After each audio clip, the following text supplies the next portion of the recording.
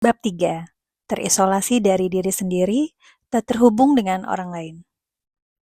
Apapun yang terjadi, kesejahteraan emosional, spiritual, dan fisik sangat berpengaruh terhadap kualitas hubungan kita pada masa lalu dan masa kini. Bab sebelumnya menjelaskan bahwa orang-orang dengan harga diri rendah sulit menerima cinta. Mereka juga tidak bisa memberikan cinta dengan mudah. Kita hanya bisa memberikan sesuatu yang kita miliki. Kita memberikan cinta. Kita memberikan rasa hormat. Jika tidak memilikinya, apa yang bisa kita berikan? Memberi dan mengambil. Cinta itu tak terbatas. Seorang ibu tak lebih sedikit mencintai anak keduanya meskipun dia sebelumnya telah memiliki satu anak. Dia mencintai kedua anak itu, memberi untuk kedua anak itu, dan tak kehabisan cinta. Bandingkan dengan seseorang yang membeli satu karya seni yang dia cintai. Seiring waktu, kekagumannya pada karya itu memudar, dan bila dia membeli suatu karya seni baru, seluruh perhatian, kasih sayang, dan kegembiraannya dialihkan dari karya seni lama ke karya seni baru, karena sebenarnya dia tak peduli dengan karya lama itu. Dia peduli dirinya sendiri, dan karya seni itu membuat dia gembira. Dia tidak memberi kepada karya seninya. Karya seni itu yang memberi kepadanya. Jadi, dia menerima. Seseorang bisa berkata, "Aku mencintai kue." Itu tidak benar. Dia menikmati makan kue. Jika dia benar-benar mencintai kue, maka dia akan menyimpan kue di tempat tersembunyi dan aman. Cinta itu tidak egois.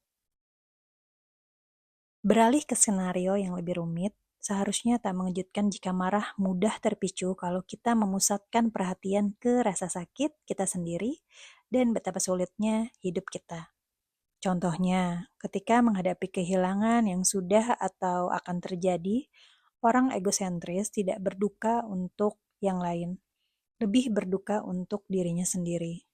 Kehilangannya, rasa bersalahnya, kepedihannya. Semakin sedikit ego yang terlibat, semakin tidak terpuruk kita. Karena perasaan sedih normal diproses dengan sehat, bukan ditekan, disembunyikan, atau dijauhkan dari proses penyembuhan. Coba kita perhatikan 4 tahap berduka. Penyangkalan, amarah, depresi, dan penerimaan. 3 tahap pertama didasari ego. Baru setelah melepaskan diri dari cengkeraman ego, kita bisa beralih ke penerimaan. Disitulah tempat perbedaan yang sering samar antara nafsu dan cinta. Nafsu adalah kebalikan cinta. Bila kita bernafsu terhadap sesuatu atau seseorang, kepentingan kita benar-benar egois. Kita ingin mengambil, merasa lengkap. Namun, kalau mencintai, kita memusatkan perhatian ke bagaimana kita memberi. Kita pun memberi dengan sangat gembira dan sukarela. Ketika seseorang yang kita cintai kesakitan, kita merasa sakit. Namun, ketika seseorang yang membuat kita bernafsu kesakitan, kita sibuk memikirkan bagaimana pengaruhnya ke kepentingan kita. Apa artinya ini bagiku, bukan bagimu? Ketika seseorang kurang menghargai diri sendiri, dia mengambil yang dia butuhkan sebagai upaya membuat dirinya terasa utuh. Karena itulah orang yang paling tak diinginkan untuk mencintai kita adalah orang yang tak mencintai dirinya sendiri. Orang seperti itu tidak benar-benar bisa mencintai. Dia hanya bisa mengendalikan dan mengambil. Semakin tinggi harga diri kita, semakin utuh diri kita. Lagi pula, menerima adalah konsekuensi alami dan balasan memberi. Namun bila kita hanya mengambil untuk mengisi lubang tak berdasar, kita akhirnya merasa hampa dan terpaksa terus mengambil untuk bisa merasa terpenuhi. Meskipun upaya itu sia-sia, itu hanya akan memperkuat kebergantungan kita dan melelahkan secara emosional maupun fisik. Karena harga diri memberi kita kemampuan untuk memberi maupun menerima, beberapa orang dengan harga diri yang rendah mungkin sangat sulit menerima bantuan dan mengungkapkan rasa terima kasih, karena membutuhkan atau menerima bantuan bisa memicu perasaan tidak mampu. Jika ketidaknyamanannya terasa parah, orang itu bisa memiliki perasaan buruk terhadap si pemberi bantuan, karena si pemberi membuat dia makin sadar akan kelemahannya dan kekurangannya. Melalui paradigma itu, kita belajar cara mengetahui apakah seseorang memiliki harga diri yang tinggi. Sebaliknya, orang ini mungkin melayani orang lain karena dia mendambakan persetujuan dan rasa hormat mereka, tapi tidak memenuhi kebutuhannya sendiri. Produk mentalitas keset. Hanya seseorang dengan harga diri tinggi yang bisa memberi cinta dan rasa hormat secara bertanggung jawab kepada dirinya sendiri dan orang lain. Empati versus simpati. Ini membawa kita ke perbedaan lain antara simpati dan empati. Simpati berarti kita merasa iba terhadap situasi seseorang, tapi tak terdorong untuk berusaha membantu meredakan masalahnya. Seseorang bisa saja sangat sensitif terhadap penderitaan orang lain, tapi jika dia sekadar bersimpati, dia tenggelam dalam rasa sakitnya sendiri. Kemudian hanya termotivasi untuk mengurangi penderitaannya sendiri, biasanya dengan menghindar atau mencari kesenangan sendiri, bukan menolong orang yang benar-benar menderita. Dia sering berharap tak mengetahui kesedihan di sekelilingnya, agar dia sendiri tak ikut terbawa menderita. Ciri-ciri khas mentalitas egosentris adalah arogan dan sok berani. Tapi, orang sangat sensitif yang sepertinya nyaris tidak memiliki ego juga bisa mementingkan diri sendiri dan egois. Dia tenggelam dalam rasa sakitnya sendiri, didera rasa iba terhadap diri sendiri, dan tidak dapat merasakan penderitaan orang lain selagi tenggelam dalam penderitaannya sendiri. Orang seperti itu takkan mengalami hubungan yang nyata dengan siapapun di luar dirinya sendiri. Mereka tampak mulia. Tanpa kerendahan hati yang tulus, dia tidak bisa mengambil tanggung jawab kecuali dia menerima ganjaran yang lebih besar dalam bentuk penerimaan atau persetujuan. Dia mengambil, tapi disamarkan dalam tindakan memberi. Ketakutannya ditampilkan sedemikian rupa sebagai cinta. Dia juga mungkin termotivasi kebutuhan untuk meredam perasaan bersalah atau tidak mampu. Tapi tetap saja, tujuannya adalah mengurangi penderitaannya sendiri, bukan penderitaan orang lain.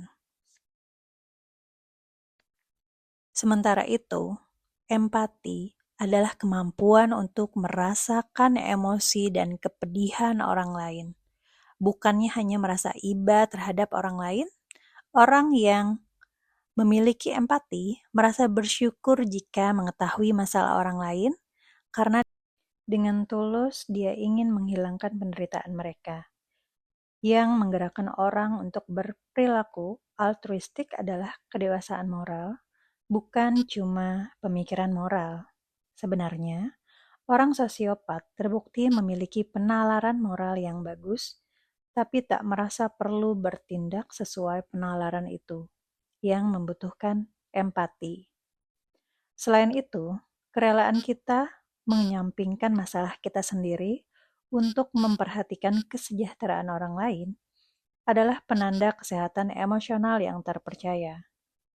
Meskipun kita semua, sampai batas tertentu, memikirkan diri sendiri, terutama bila sedang menghadapi tantangan pribadi, yang membedakannya adalah intensitas dan durasi sikap itu.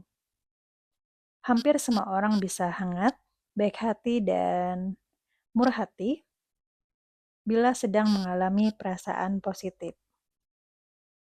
Namun, indikator sejati kesehatan emosional adalah kala seseorang bisa menanggapi kebutuhan orang lain dengan sepenuhnya peduli dan sabar, bahkan ketika dia sedang mengalami kondisi emosional buruk atau tekanan fisik.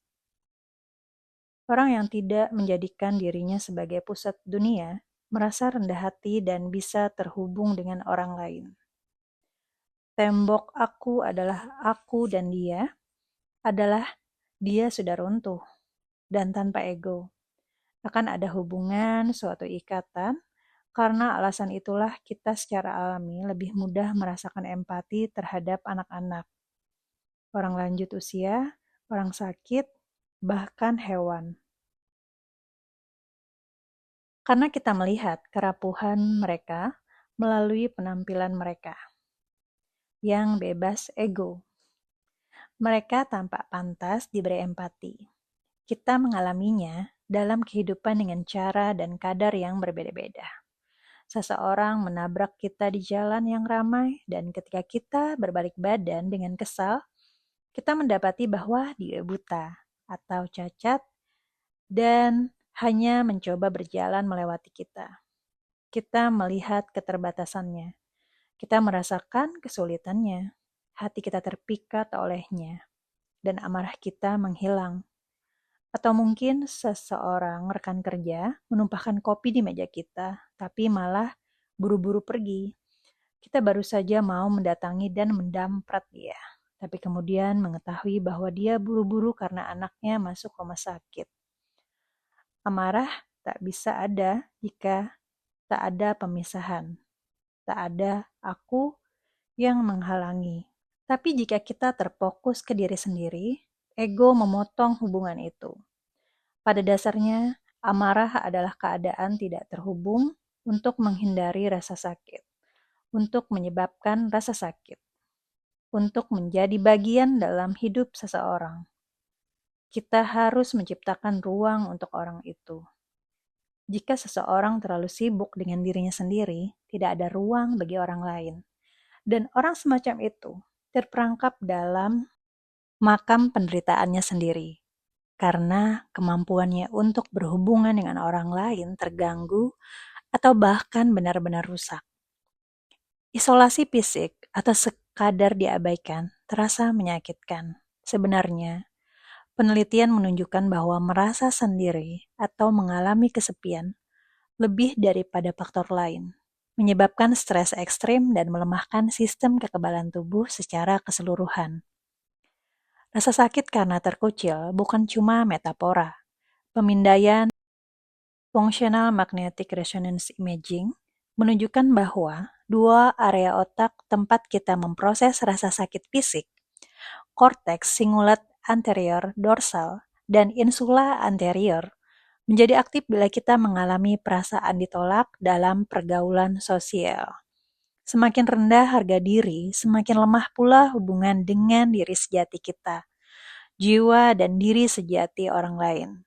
Karena itu, kemampuan kita memberi dan menerima cinta lama-lama hancur. Kita menderita, hubungan kita menderita, semua orang menderita. Asap dan cermin. Patut diperhatikan bahwa orang-orang sering salah mengira percaya diri sebagai penghargaan terhadap diri sendiri, tapi keduanya lumayan berbeda. Percaya diri adalah perasaan seberapa efektif kita di bidang atau situasi tertentu, sementara penghargaan terhadap diri sendiri didefinisikan sebagai sebanyak apa kita mengenali nilai dasar diri kita sendiri, serta merasa pantas mendapatkan kebahagiaan dan keberuntungan. Harga diri terbentuk oleh kualitas pilihan-pilihan kita, bukan oleh aset-aset yang kita gunakan. Orang yang berusaha memperkuat citra dirinya dengan membanggakan suatu kelebihan bisa saja menunjukkan tanda harga diri yang tinggi bagi mata yang tidak terlatih. Tapi sebenarnya, orang semacam itu sering mengalami penghargaan diri yang rendah, karena yang dia miliki hanyalah ego yang terlalu tinggi. Ketika seseorang menderita karena harga diri yang sangat rendah, tak peduli sehebat apa tampilan pencapaiannya, dia bergantung kepada setiap orang dan segala hal untuk meningkatkan citra dirinya. yang melemah. Penelitian jelas menunjukkan rasa diri seseorang yang terlalu besar bukan berasal dari penghargaan terhadap diri sendiri, melainkan dari kebencian terhadap diri sendiri. Jangan keliru menganggap bahwa seseorang dengan ego terlalu besar itu menyukai dirinya sendiri. Ego dan harga diri berbanding terbalik. Sekalipun seseorang terlihat bahagia dengan dirinya sendiri, jika dia egosentris, orang itu menderita perasaan inferioritas. Pernyataan ini bukan sekedar tebakan, melainkan hukum yang mengatur sifat dasar manusia, matematika, psikologis.